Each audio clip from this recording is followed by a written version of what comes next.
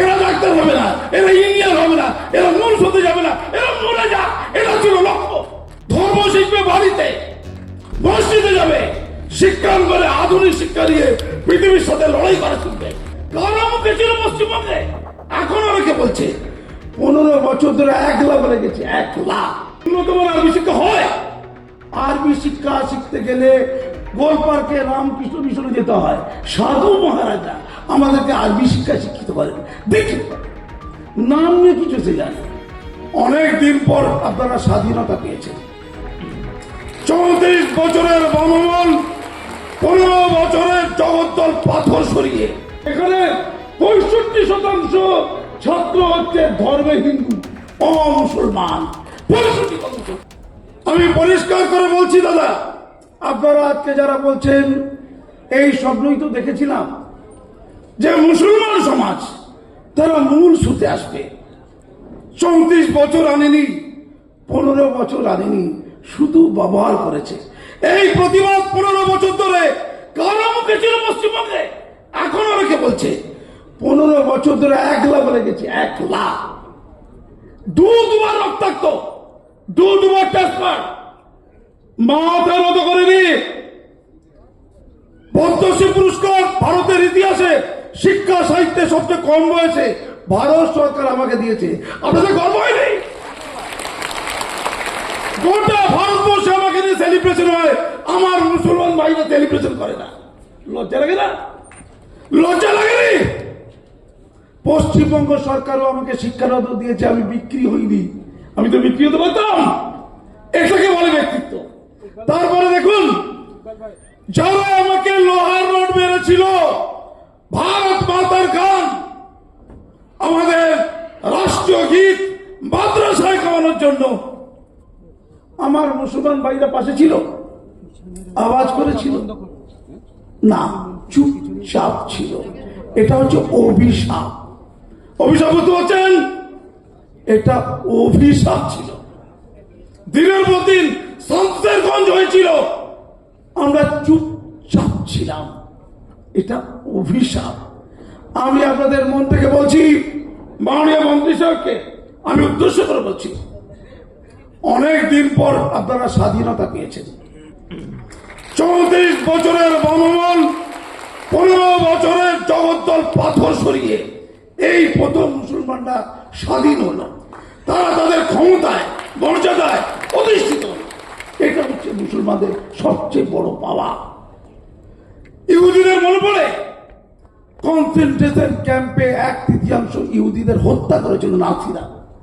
ইহুদিরা বুঝেছিল আমাদের শিক্ষা নিতে হবে, আমাদের ঐক্যবদ্ধ হতে হবে, আমাদের সচেতন হতে হবে, আমাদের আধুনিক হতে হবে, গোটা বিশ্বে আমাদেরকে জ্ঞানের প্রদীপ জ্বালাতে হবে।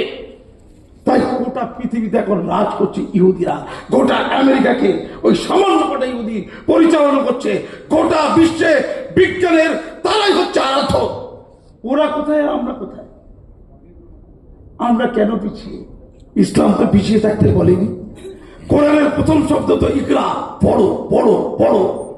আমরা ভুলে গেছি। আপনারা যারা মাদ্রাসা করছেন, আমি মাননীয় মাদ্রাসা মন্ত্রীকে অ্যাড্রেস করে বলছি, মাদ্রাসা কথাটা কোথায় আছে? স্যার আপনি একটু কাইন্ডলি যদি মন দেন। আরব দেশ 57টা ইসলামিক কান্ট্রি, সৌদি আরব, যেখানে মক্কা মদিনা, সেখানে মাদ্রাসা বলে কোনো শিক্ষক, কোনো সংগঠন, কোনো শিক্ষা প্রতিষ্ঠান নেই। মক্কা মদিনা বলছি, খোঁজিয়ে দেখুন ঠিক বলছি কিনা। গোটা শিক্ষা প্রতিষ্ঠানগুলো মিনিস্ট্রি অফ এডুকেশনের আন্ডারে আছে। মিনিস্ট্রি অফ এডুকেশন, শিক্ষা মন্ত্রকের আন্ডারে। সেখানে বিজ্ঞান, ইংরাজি, ভাষা, সাহিত্য এবং তার সাথে ধর্ম সব সেখানে একই ছাদের তলায়। যে যেটা নেই ওটা পাঠ একটা। আপনারা বলছেন আমরা আরবি শিখছি। আরে কজন আরবি শিখতে বলবো? আরবি শিখেছে? উন্নতম আরবি শিক্ষা হয়। আরবি শিক্ষা শিখতে গেলে গোলপার্কে রামকৃষ্ণ মিশনে যেতে হয়। সাধু মহারাজা আমাদেরকে আরবি শিক্ষা শিক্ষিত করেন। দেখতে পারেন নাম নিয়ে কিছু সে জানে। মাদ্রাসা হচ্ছে আরবি শব্দ, এটার মানে হচ্ছে স্কুল, বিদ্যালয়। স্কুল, বিদ্যালয়। ভারত, বাংলাদেশ, পাকিস্তান এখানে এই মাদ্রাসা শব্দটা দীর্ঘদিন ধরে আছে। মধ্যযুগে এই মাদ্রাসা, টোল, মক্তব, মাদ্রাসা, এই তিনটা ছিল শিক্ষার প্রধান জায়গা। টোল উঠে গেছে, মক্তব উঠে গেছে। এই টোলে এই মক্তবে এই মাদ্রাসা করতেন কারা? এই মতুয়া গুরু, হরিচাঁদ, গুরুচাঁদ, এরা মাদ্রাসার ছাত্র। হ্যাঁ, মাদ্রাসার ছাত্র। এই রাজা রামমোহন রায় পড়াশোনা করেছেন মক্তবে, মাদ্রাসাতে। তিনি বহু ভাষায় পণ্ডিত ছিলেন, অসুবিধা নেই তো। এই কলকাতায়, পশ্চিমবঙ্গে মাননীয় শিক্ষামন্ত্রীকে, মাদ্রাসামন্ত্রীকে বলছি, অলগ্রাম হাই মাদ্রাসা, আধুনিক মাদ্রাসা, সরকার অনুমোদিত এডেড মাদ্রাসা, যেটা 614টা আছে, তার মধ্যে অলগ্রাম হাই মাদ্রাসা আছে, যেখানে 65% ছাত্র হচ্ছে ধর্মে হিন্দু, অমুসলমান। 65%, 1,500 ছাত্র। ভুল ধারণা। শিক্ষকদের মধ্যে 40% অমুসলমান, তারা ধর্মের, অন্য ধর্মের। স্কুল সার্ভিস কমিশন থেকে গেছে। আপনাদের যে মাদ্রাসা, সেটাকে 10,000 বলা হয়েছিল। কত? 10,000। দিদি দেখলেন কে বলে দিয়েছেন 10,000 মাদ্রাসা। উনি বলেন আমি 10,000 মাদ্রাসাকে অনুমোদন দিয়ে দেবো। 10,000 মাদ্রাসাকে অনুমোদন দেবো। অর্থাৎ মাদ্রাসাতে শুধু আরবি পড়বে, উর্দু পড়বে, ফেকা পড়বে, হাদিস পড়বে, পড়ে মৌলবি হবে, ইমাম হবে, মসজিদে যাবে, হাত পাতবে, 1,500 টাকা দাও, ইমাম মাতা দাও, খাবো, তাহলে খেতে পাবো। এইটা ছিল চক্রান্ত। এরা ডাক্তার হবে না, এরা ইঞ্জিনিয়ার হবে না, এরা মূল হতে যাবে না, এরা মরে যাক, এটা ছিল লক্ষ্য। ভারতবর্ষে যারা পাইলট, ভারতে তার 25% পাইলট জন্য বহিরারা, কারা? 5% মুসলমান আছে। নেই কেন? আধুনিক উন্নত মানের শিক্ষা দিতে পারিনি। পরে দেখা গেল গোটা পশ্চিমবঙ্গে টোটাল খারিজি মাদ্রাসা, প্রথাগত শিক্ষার বাইরে যে মাদ্রাসা, সংখ্যা কত? 7,000 মাত্র। 10,000 মাদ্রাসাই নেই। বলল তোমরা আবেদন করো। আবেদন করতে গেলে কি থাকতে হয়? মন্ত্রী মহোদয় নিশ্চয়ই জানেন, পড়ছেন, দেখছেন। থাকতে হবে পরিকাঠামো, অর্থাৎ ভালো ক্লাসরুম, যথেষ্ট শিক্ষক, আর্থিক আয়ের জায়গা, পরিবেশ, আধুনিক সিলেবাস, মডার্ন কারিকুলাম, যেটা হাই স্কুলে চলে, তাতে শুধু অ্যারাবিক অতিরিক্ত। এইগুলো যারা ফলো করেছে তাদেরকে অনুমোদন প্রথমে দিয়েছিল মাত্র 235, তাই তো? পরে সেটা বেড়ে 600 একটা কথা বলেছে, মাত্র 235। এগুলোকে বিএনএ করা হয়েছে, সেই জন্য এরা অনুমোদন পেয়েছে। অনুমোদন পাওয়ার পর অনুদানও পায়, ভারতবর্ষের অন্য রাজ্যে পেয়েছে। মাদ্রাসা নামটা নিয়ে ভাববে না, মাদ্রাসা নাম নিয়ে কিচ্ছু এসে যায় না। আসামে মাদ্রাসা নামটা তুলে দিয়েছে, তাতে কি ক্ষতি আছে? শিক্ষা প্রতিষ্ঠান, বাচ্চাদের পড়ার জায়গা, ওরা পড়বে, এটা আসল। এখানে মাদ্রাসা নামটাই বড় হয়ে গেল, বাকিগুলো তুচ্ছ হয়ে গেল। এটা অসুখের দাম, এতে কিচ্ছু হয় না, এতে ইসলাম রক্ষিত হয় না। আমি সৌদি আরবে উদাহরণ দিলাম। সৌদি আরবে মাদ্রাসা নামে কোন শিক্ষা প্রতিষ্ঠান এখন এই মুহূর্তে একটাও নেই, নট আ সিঙ্গেল। মুখ্যমন্ত্রী কি বললেন? আপনাদের অনুমোদন দিয়েছি স্যার, অনুদানও দেব, কথা দিলাম, ভোটটা দাও, ভোটটা দাও। ভোট হলো আর অনুদান পাবে না, দেবে না। স্যার এগুলো মডার্ন মাদ্রাসা, এগুলো খারিজি মাদ্রাসা না। আমি মাইক্রোফোনে খারিজি মাদ্রাসার ওকালতি করতে আসি না।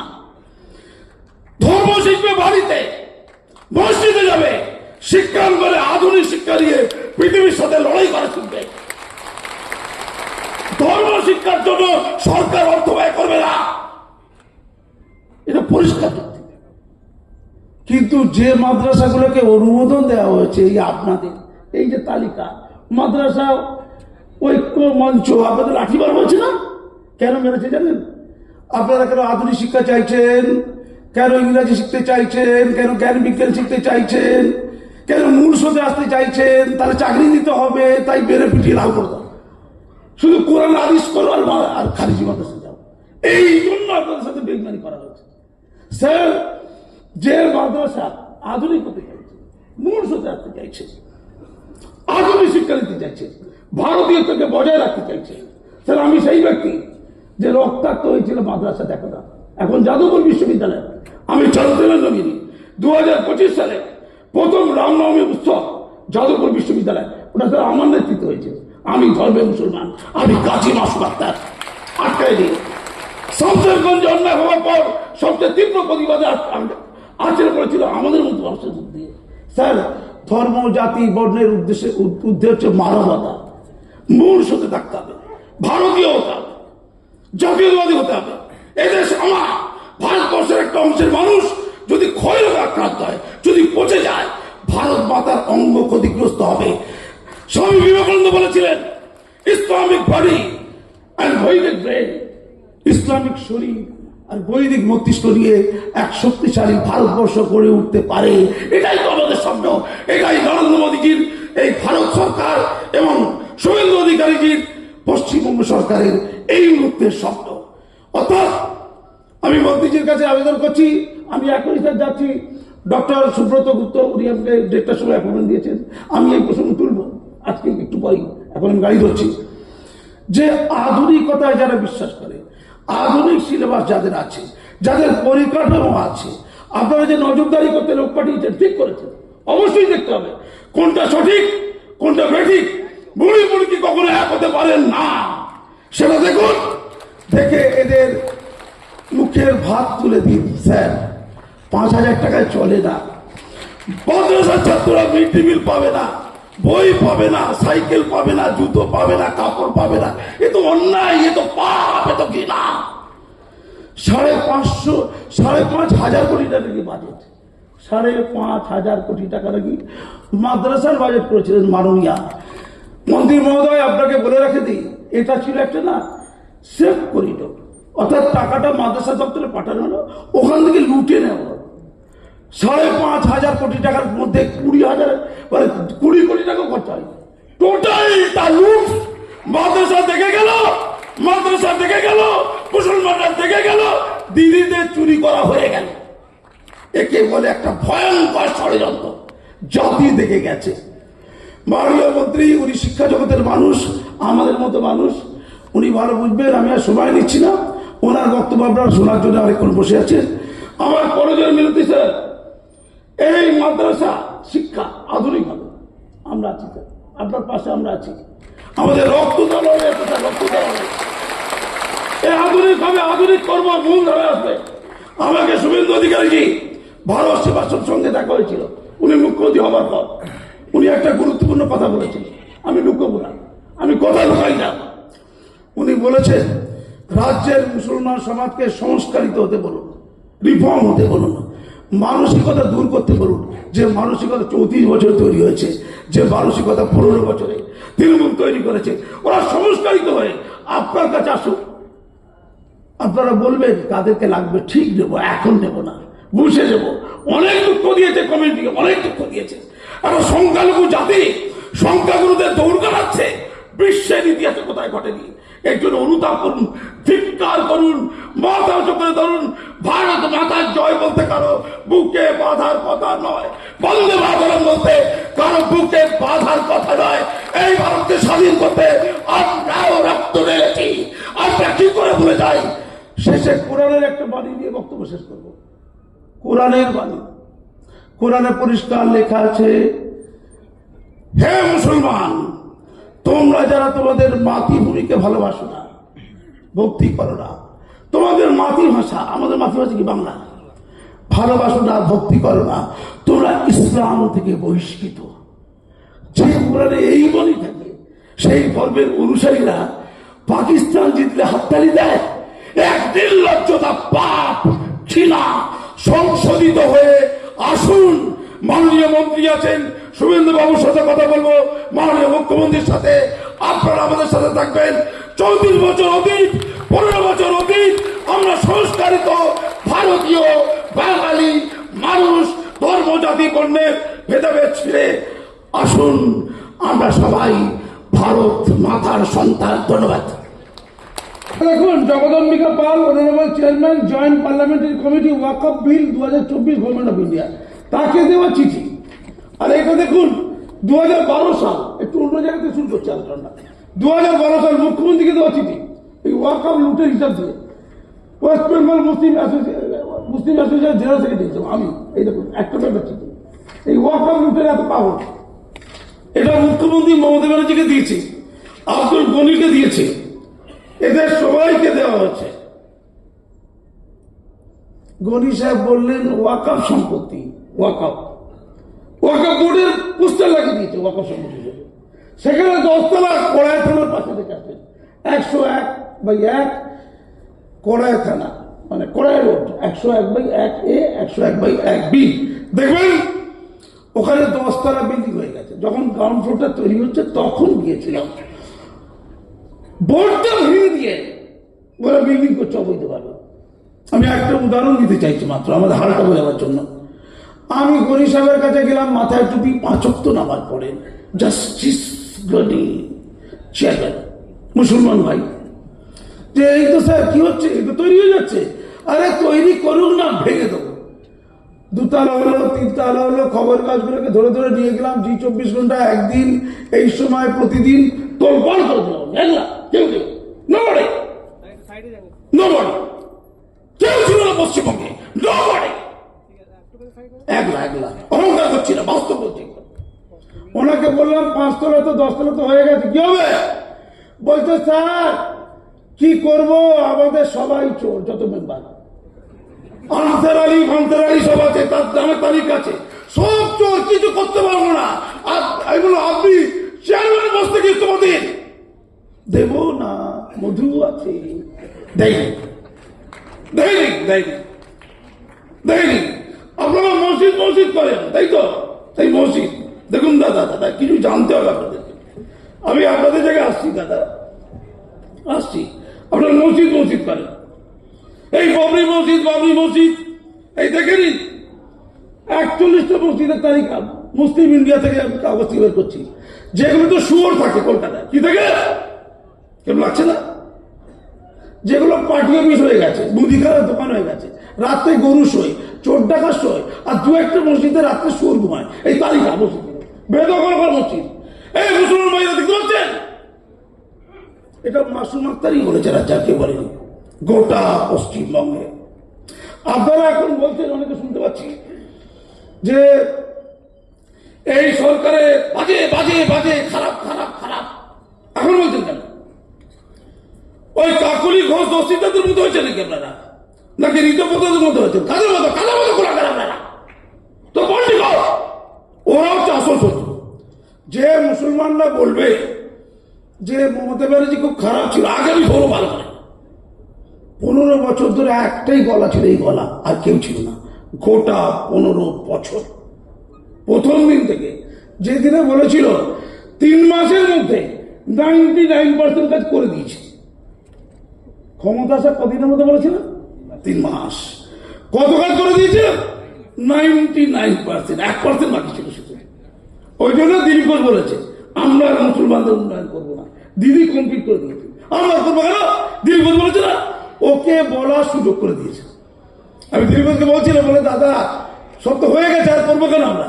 টুডুকে বারণ করে দিচ্ছে মুসলমানদের কোনো কল্যাণ না হয়। হ্যালো, হ্যাঁ আপনারা মন দিয়ে শুনুন, উনি আমার থেকে শুনবেন, ওনার শোনা দরকার, উনি আসুন, এত অধৈর্য হবেন না। ক্ষমতাশালী লোক পেলেই অয়েলিং করুন, মুসলমানরা বন্ধ করুন। এটা অসুখের নাম, এটা অসুখ। অনেক তৃণমূলী গুন্ডাদের পচাতেছেন, অনেক। আপনাদের শ্রদ্ধা কবি করে বলুন তো, আপনারা প্রতিবাদ করেছেন না, আসতেন না, এই মঞ্চে আসতেন না। আপনাদের প্রথম দিন থেকে প্রতিবাদ দেখেছেন, সত্যটা আপনারা বলেছেন, ওই জন্য আপনাদের পিটিয়েছে, ওই জন্য আপনাদের কথা শোনেনি। আপনারা 5-8 দিন, আমি ওই জন্য এই মঞ্চ এখানে বাইকের সামনে দাঁড়িয়ে আছি। আমি তো আপনাদের কথাই বলেছিলাম, আমি তো বারবার বলেছিলাম আমাদের কেরম বোকা বানাচ্ছে দেখুন। আমি মমতা ব্যানার্জিকে কালীঘাটে কি বলেছিলাম জানেন? কালীঘাটে আমাকে মাথায় লোহার রড বেঁধে যখন কুমায় পাঠিয়ে দিয়েছিল, তারপরে গোটা পৃথিবী তোলপাড় হয়েছিল। আমেরিকার প্রেসিডেন্ট বারাক ওবামা আমাকে ফোন করে কেমন আছে জিজ্ঞাসা করেছিলেন। তখন আমেরিকার প্রেসিডেন্ট নাম বারাক ওবামা, আমার মোল্লা ভাইরা জানে না। আমেরিকা, ফ্রান্স, ইতালি, জার্মানি, গোটা দেশ জানে, শুধু পশ্চিমবঙ্গে নিউজ হয়নি। ভোটের জন্য মিডিয়াগুলো চুপ ছিল, কুলাঙ্গার মিডিয়া, এরা অভয় নির্ভয় করছে, এরা সত্যি কাবাসায়। দাদা তারপরে মুখ্যমন্ত্রী আমাকে ডেকেছিলেন কালীঘাটে, যেটু নিউজ করা বন্ধ করুন, আমাদের পলিটিক্যাল ক্ষতি হচ্ছে। আপনি কি চান বলুন? শুনুন মন দিয়ে, মন্ত্রী থাকলে ভালো হতো। কি চান শুনুন? আপনাকে আমরা বোর্ডের প্রেসিডেন্ট করে দিচ্ছি, ওয়েস্ট বেঙ্গল বোর্ডে, মাদ্রাসা না, ওয়েস্ট বেঙ্গল বোর্ডে হাই সেকেন্ডারি কাউন্সিল পাঠিয়ে দিচ্ছি। আপনি তার নিউজ করা বন্ধ করুন, আপনার সব ব্যবস্থা করে দিচ্ছি। মুখ্যমন্ত্রী মমতা ব্যানার্জির বক্তব্য ছিল এটা। আমি বলেছিলাম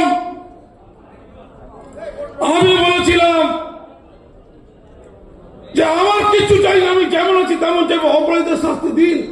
সরাসরি মুখ্যমন্ত্রী মমতা ব্যানার্জি বলেছিলেন আমার ভোট চলে যাবে, আমার ভোট চলে যাবে। আপনারা কোনো মানুষই নন। 15 বছর ধরে আপনারা শুধু ভোটেই ছিলেন, শুধু ভোট ছিলেন, শুধু ভোট, আর কিচ্ছু না। রক্ত তুলেছি বলায়, দুবার রক্তাক্ত